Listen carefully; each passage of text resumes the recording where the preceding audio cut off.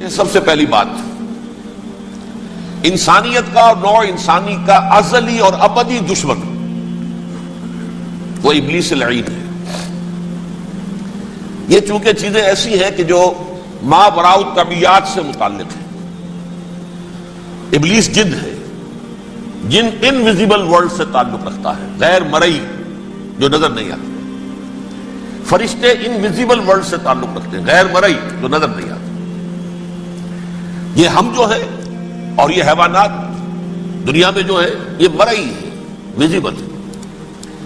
آج کا عام ذہن جو انسان کا بن چکا ہے، سائنٹزم جسے کہا جاتا ہے، سائنسی نقطہ نظر، اس کا عام لوگوں پر بھی اثر یہ ہوا ہے کہ جو انویزیبل ورلڈ ہے اس کی باتوں کی طرف توجہ نہیں کرتے۔ ہاں عقیدہ تو ہے کہ ہے، جن بھی ہے، فرشتے بھی ہیں، لیکن کوئی ان کی اہمیت ہماری نگاہوں میں نہیں۔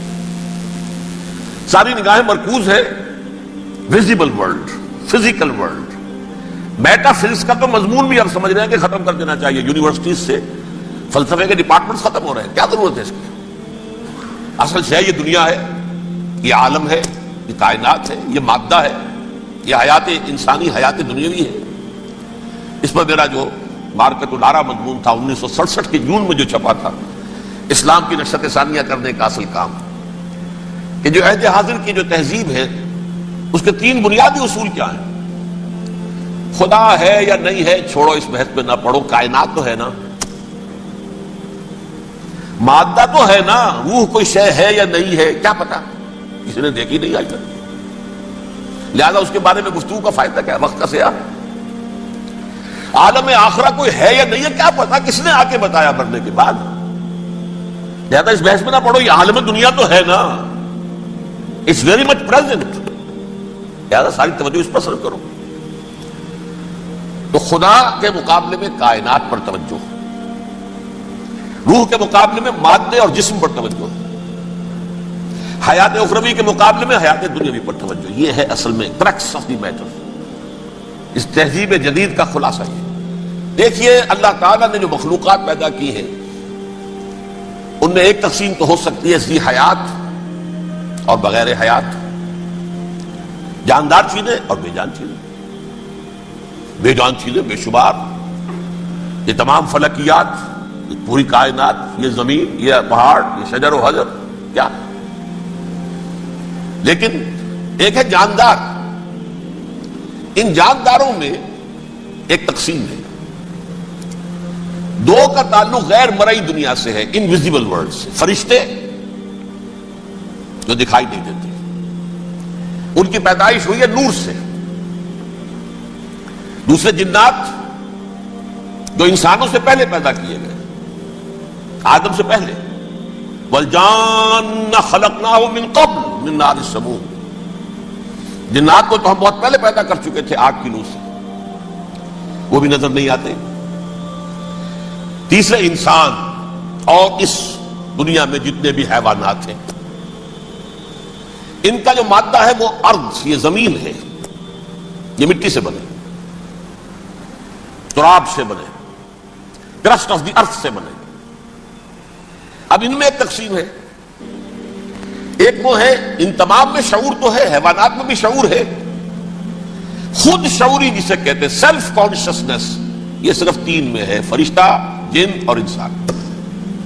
حیوانات میں خود شعوری نہیں ہے، کانشسنس ہے، سیلف کانشسنس نہیں ہے۔ تھوڑی سی بات سے سمجھا دوں آپ کو، میں دیکھ رہا ہوں، آپ مجھے دیکھ رہے ہیں، کتا بھی کوئی یہاں ہوتا تو مجھے دیکھ رہا ہوتا، لیکن کتے کو مجھے دیکھتے ہوئے یہ احساس نہیں ہوتا کہ میں دیکھ رہا ہوں، یعنی کتے کو یہ احساس نہیں ہوتا کہ وہ دیکھ رہا ہے، مجھے دیکھ تو رہا ہے، اس کو میں کا احساس نہیں ہے کچھ۔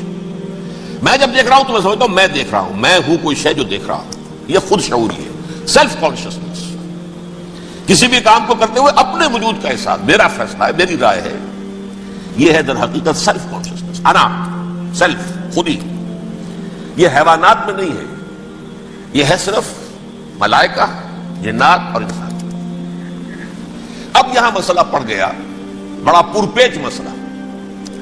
اللہ تعالیٰ نے پہلے ثانی ارواح کو پیدا کیا نور سے، پھر نار سے پیدا کیا، نار سے، آگ سے جنات کو، پھر مٹی سے بنایا، آدم کا حی اللہ، اس میں روح پھونک دی، اب آدم بن گئے۔ اعلان یہ کر دیا کہ خلافت عرضی جو ہے وہ آدم کو عطا کی جا رہی ہے. یہ پیش پڑ گیا. اس پر تھوڑا سا اشکال تو فرشتوں کو بھی ہوا. قرآن میں ہے سورہ بقرہ کے 4 رکوع میں اتجعل فیہا من یفسد فیہا ویسفک الدماء ونحن نسبح بحمدک ونقدس لک. پروردگار اس آدم کو تو خلافت دے رہا ہے, زمین کے اندر اختیار دے دے گا, یہ تو فساد کرے گا, خوریزی کرے گا, ہم تیری تسبیح و تحمید میں لگے ہوئے ہیں, جو بھی حکم ہو ارشاد ہو ہم بجا لاتے ہیں, تو ضرورت کیا ہے؟ اس کا جواب اللہ نے دیا انی اعلم ما لا تعلمون, میری مشیت میری حکمت وہ میں ہی جانتا ہوں, ضروری نہیں کہ تم اس کو شیئر کر سکتے. لیکن یہ جنات میں سے ایک جن تھا عزازیل. اب دیکھیے کہ جنات کو ایک قرب حاصل ہے ملائکہ کے ساتھ. کیوں؟ وہ نور سے پیدا کیے گئے, یہ نار سے پیدا کیے, کتنا قرب ہے دونوں میں. انسان پیدا کیا گیا مٹی سے, مٹی انرٹ ہے, آگ بھڑکتی ہے, اوپر اٹھتی ہے, شعلہ زنگ ہوتی ہے, انرجی ہے اس میں. نور اور نار میں بڑا قرب ہے. اور عربی کے ایک قاعدے سے تو یہ ایک ہی لفظ ہے, مادہ ایک ہی ہے, حروف علت جو ہے ایک دوسرے کی جگہ آ جاتی. یہ قرب ہے, اگرچہ زمین و آسمان کا فرق ہے دونوں. فرشتہ نور سے پیدا کیا گیا ہے, وہ پاک ہے, وہ اللہ کے کسی حکم کی خلاف ورزی کر ہی نہیں سکتا. لا یعصون اللہ ما امرهم ویفعلون ما یؤمرون. وہ جو بھی اللہ تعالیٰ حکم دیتا ہے اس کی کوئی معصیت نافرمانی نہیں کرتے, بلکہ جو حکم لیا جاتا مان لیتے. ذرا سا اشکال ہوا تھا, پوچھ لیا, جواب مل گیا, خاموش ہو گئے بس. لیکن عزازیل نامی ایک جن تھا جو ایک تو جن ہونے کی نسبت سے فرشتوں سے کچھ نہ کچھ مماثلت تھی, قرب تھا. دوسرے یہ علم میں, زہد میں, عبادت میں اتنا اونچا تھا, اتنا اونچا تھا, اتنا اونچا تھا کہ یہ ملائکہ ہی کے صف میں شامل ہو گئے. اس نے علم بغاوت بلند کر دیا. جب حکم دیا گیا کہ سجدہ کرو آدم کو, اب یہ دیکھیے کس قدر یہ اہم مضمون ہے. اور آپ سوچ رہے ہیں یہ باتیں آج پہلی مرتبہ ہمیں اس طرح سنائی جا رہی ہیں. یہ باتیں تو علم میں آتی نہیں ہمارے. وجہ کیا ہے؟ آپ کو دلچسپی نہیں ان چیزوں سے. جدید تہذیب نے ان چیزوں کی اہمیت کو زیرو کر دیا. قرآن میں اہمیت کا عالم ہے, 7 جگہ یہ مضمون قرآن میں آیا ہے. یہ فرشتوں کو ہم نے حکم دیا سجدہ کرو آدم کو, سب نے سجدہ کیا. فسجد الملائکۃ کلھم اجمعون, سارے کے سارے, کل کے کل, سب نے مل کر سجدہ کیا آدم کو. اللہ کے حکم سے فوراً تعمیل کر دی. الا ابلیس ابا واستکبر وکان من الکافرین. ابلیس نے نہیں کیا, انکار کیا, استکبار کیا, گھمنڈ کیا. اور اس کو سورہ کہف میں بیان کر دیا گیا. یہ اس لیے کہ وہ اصل میں جنات میں سے تھا, اگرچہ شامل تو تھا فرشتوں میں اس وقت. کان من الجن ففسق عن امر ربہ, وہ اصل میں جنات میں سے تھا. اس وجہ سے وہ اپنے رب کے اس فیصلے کے خلاف کھڑا ہو گیا. سرکشی تھی اس میں. یہ معاملہ اتنا اہم ہے, اب آپ سمجھیے کہ 7 مرتبہ سورہ بقرہ, سورہ اعراف, سورہ حجر, سورہ بنی اسرائیل, سورہ کہف, سورہ طٰہٰ, سورہ صاد, 6 مکی صورتوں میں ذکر ہے یہ, اور ایک مدنی صورت سورہ بقرہ. ان میں سے اکثر مقامات پر پھر جب اللہ نے کہا کہ اچھا تم نے یہ سرکشی کی ہے اور ہمارے حکم کی خلاف ورزی کی ہے تو یہاں سے نکل جاؤ, دفع ہو جاؤ, تم مردود ہو, مردود, ملعون. ان علیک لعنتی الی یوم الدین, اب تجھ پر لعنت رہے گی میری قیامت کے دن تک. اس نے کہا اچھا پروردگار پھر مجھے ذرا مہلت دے دے, رب فانظرنی الی یوم یبعثون, قیامت تک میری زندگی طویل کر دے. فذهب فإنك من المنظرین, کہہ دیا اچھا جاؤ, تمہاری یہ درخواست بھی ہم نے قبول کی. انہوں نے کہا پروردگار اب میں اس آدم کو بھی گمراہ کر کے چھوڑوں گا اور آدم کی نسل کو تباہ کر کے چھوڑوں گا. انتہائی شدید چیلنج کے انداز میں یہ قرآن مجید میں 4-5 مرتبہ مضمون آیا ہے. میں نے صرف 2 جگہ سے آپ کو اس وقت کوٹ کر کے سنایا تھا.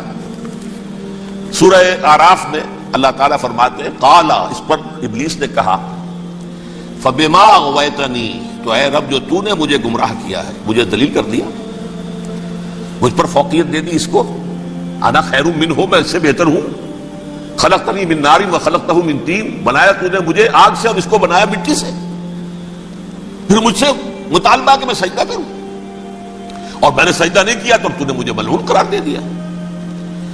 قال فبما اغویتنی لاقعدن لهم صراطک المستقیم, اب میں یہ نسل آدم کے لیے اس کو برباد کرنے کے لیے تیری سیدھی راہ کے اوپر گھات میں بیٹھوں گا، سیدھے راستے پر چلنے نہیں دوں گا۔ ثم لآتینہم من بین ایدیہم، پھر میں ان پر حملہ آور ہوں گا، ان کے سامنے سے بھی، ومن خلفہم، ان کے پیچھے سے بھی، وعن ایمانہم، ان کے داہنی جانب سے بھی، وعن شمائلہم، ان کے بائیں جانب سے بھی، ولا تجد اکثرہم شاکرین، اور تو دیکھے گا کہ ان کی اکثریت تیری شکر گزار بندوں پر مشتمل نہیں ہوگی۔ یہ چیلنج تھا،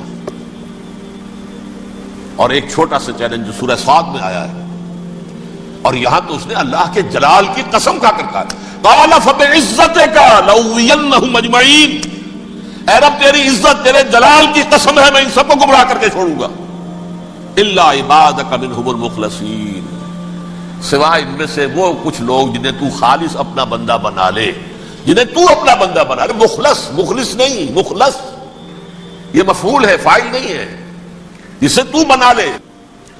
بعض لوگوں کو اللہ چن لیتا ہے، هو اجتباکم، تمہیں چن لیا ہے، استفاء، اجتباء، وہ بچیں گے جن کو تو اپنی خاص امان میں لے لے گا، باقی میں سب کو گمراہ کر کے چھوڑوں۔ یہ ہے اصل دنیا میں نوع انسانی کا ابدی دشمن، ازلی سے ابدی تک۔